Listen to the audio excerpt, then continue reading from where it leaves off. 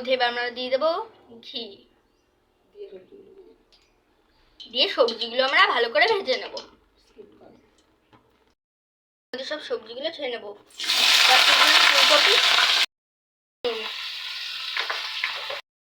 এবার এর মধ্যে একবারে সব দিয়ে দেবো। ফার্স্টে দিয়ে দেবো গাজর,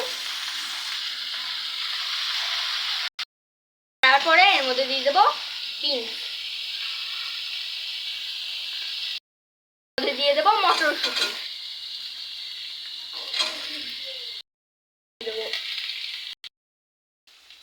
সবজিগুলো এবার লাল লাল করে ভাজা হয়ে গেছে। এবার আমরা এগুলোকে নামিয়ে নেব।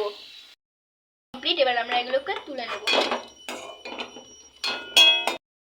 এর মধ্যে আমরা জিরে আর শুকনো লঙ্কা দিয়ে দেব, 1 চামচ জিরে আর আদা বাটা, 1 চামচ হলুদ গুঁড়ো, দিয়ে দেবো টমেটো,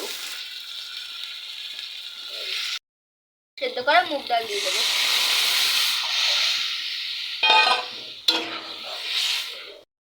ঠিক আছে, এবার এর মধ্যে ভেজে রাখা সব সবজিগুলো দিয়ে দেবো,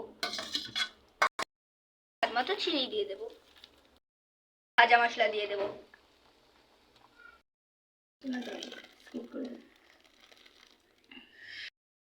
ঘি দিয়ে দেবো।